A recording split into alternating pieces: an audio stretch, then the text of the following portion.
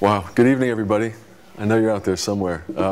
We're running well behind schedule, so I'm going to keep it short and sweet, which is probably good because this was a very challenging assignment for me. At first it sounded great. I thought Thailand, shrimp, there's going to be beach. I was hoping it was offshore. I used to work as a deckhand, so I thought there'd be boats. Unfortunately, most of the production is done on land in closed-off farms. And the nearest beaches were hundreds of miles away, the good ones. So in any event, we went off, and I knew very early on, as I started to do research into this issue, that access was going to be incredibly difficult. And as someone who's worked a lot overseas in very distressed environments, I've spent a lot of time covering conflicts. In fact, over the summer I was in Burma for quite a while. I had to sneak into the north through China to get access to this one part of the country where a war is going on. And this was far and away one of the hardest, if not the hardest, stories in terms of access. Now, I'm a writer first and foremost, so I knew I could find a way to... Can we pause that? We were made to work from 3 a.m. until... Sorry, I can do it. I knew I could find a way to write around that, but I was also on the hook for a video for PBS. I was teamed up with Steve Sapienza, a news producer, and also to produce still photography. So I knew it would be difficult. I didn't realize how difficult. Now just a little background. Shrimp is big business in Thailand. Thailand is the largest exporter globally, and we are the largest importer of Thai shrimp. It's $1 billion a year. And we've all eaten Thai shrimp, whether it's Blue Plate Special at Red Lobster, buying in bulk at Costco. Odds are the shrimp you have at home in your freezer right now is from Thailand.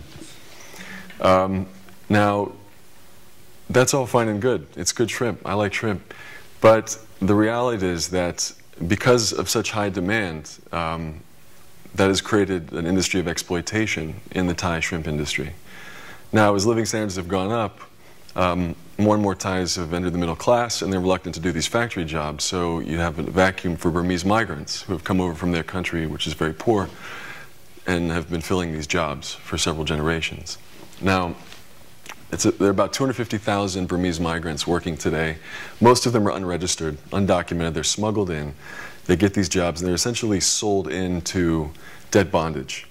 In effect, they're buying their way into debt bondage because they pay $500, and then the brokers, smugglers will sell them to factory owners, and they're promised, working wage, $10 a day, which is the minimum, and instead they are nickel and dimed in a system that is essentially rigged to keep them locked in those jobs where they can't pay their way out for a year or longer, and some people for several years. They're trapped. Child labor is endemic. We knew this going in, but because there's so much money involved and there's a lot of police and official complicity in what goes on. Local police have stakes in the factories. Their wives might be owners, so they're indirectly connected, and that gives them cover. And so a lot of these abuses are allowed to go on, and no one wants to knock on too many doors. So that obviously posed a challenge. We spent almost 3.5, 4 weeks trying to find an inn, chasing leads.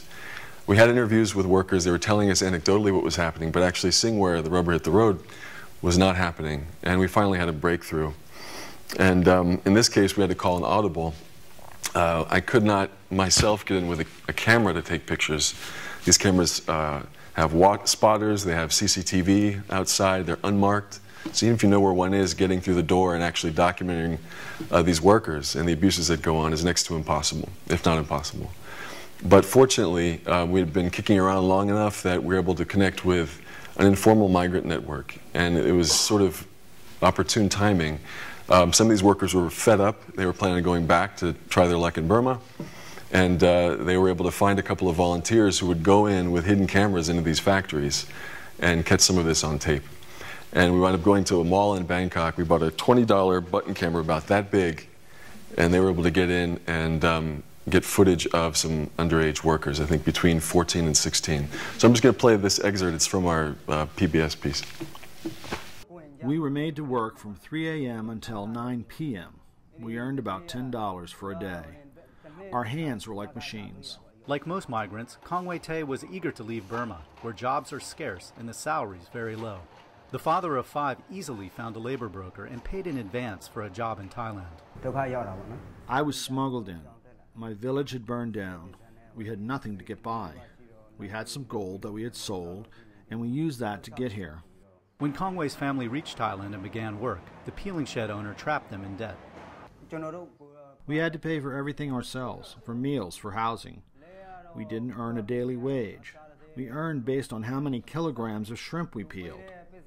If we finished, for example, 30 kilos, we only got paid for 20 kilos.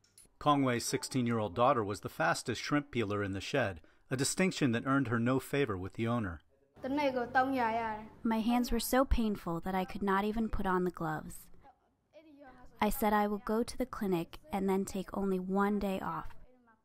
But she, the owner, cursed me. And then she called her brother and threatened me. She said, if I do not work, she will lock me up with her brother in a room. After 6 months, Kongwei managed to call relatives who bought his family's freedom from the factory. He still lives in Thailand, now working to pay back his relatives in Burma. Okay. There was another clip, but I think that's probably better because you get the idea of the kinds of people who are actually peeling the shrimp that we eat here. And this is just a snapshot, but this is a systemic problem. More than a quarter of the factories, and there are 1,300 in this province just outside of Bangkok, are unregistered and so ripe for abuse.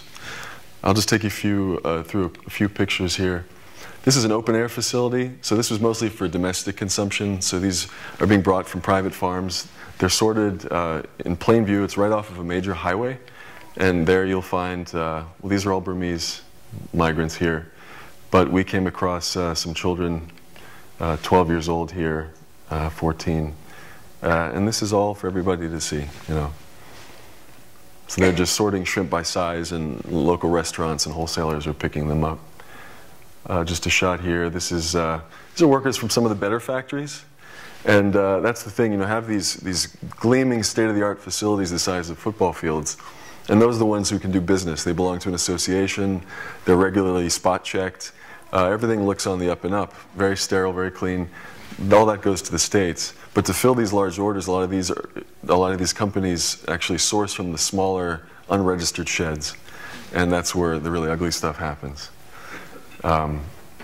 So really, it's up to consumers here to demand, from the major exporters and importers, just how far down the supply chain, do you verify, and that needs to be taken to its conclusion, rather than leave these murky spaces.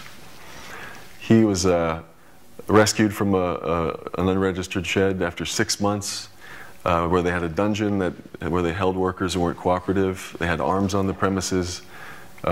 He was working 18-hour shifts 7 days a week, and he was finally liberated in a raid, not by Thai police, because apparently the wife was connected to was the wife of a police officer who's connected to the factory, but by anti-trafficking police, a special division.